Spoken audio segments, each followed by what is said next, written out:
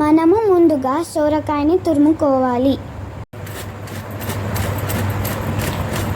మొత్తం తురుముకోవాలి. ఇప్పుడు మనము పీనట్, గ్రీన్ చిల్లీస్, జీలకర్ర, అల్లం, ఎల్లిపాయని పేస్ట్ చేసుకోవాలి.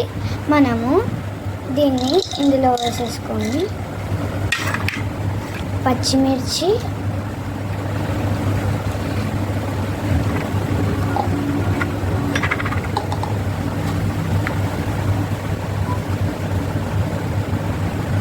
జీలకర్ర,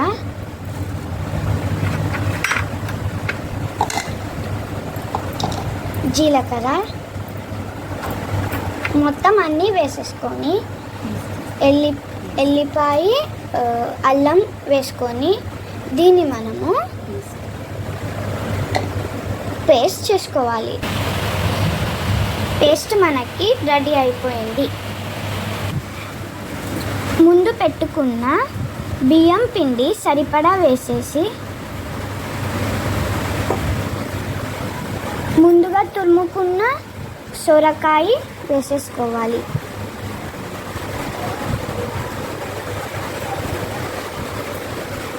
వేసేసాక శనగపప్పు మొత్తం వేసేసుకోవాలి.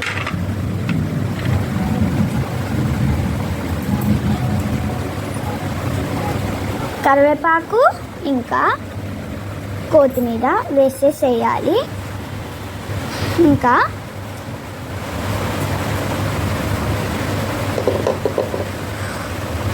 సరిపడా ఉప్పు, ఇంకా ముందుగా చేసుకున్న పేస్ట్ని వేసేసేయాలి. దీన్ని మంచిగా కలుపుకోవాలి. కొన్ని వాటర్ కూడా యాడ్ చేసుకోవచ్చు. ఇప్పుడు మెత్తగా కలుపుకున్న పిండి మనకి రెడీ అయిపోయింది. కాస్త ఆయిల్ వేయాలి. దీన్ని స్ప్రెడ్ చేయాలి. మనము పిండిని ప్యాన్కి ఒత్తి హోల్స్ చేసుకోవాలి.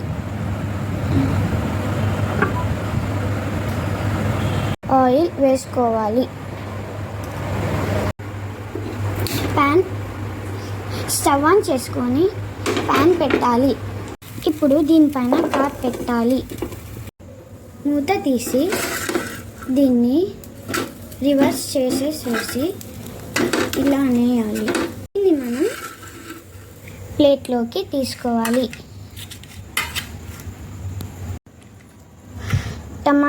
టమాటో చట్నీని దీంతోనే టేస్ట్ చేద్దాం. ఫస్ట్ ముద్ద మీకే.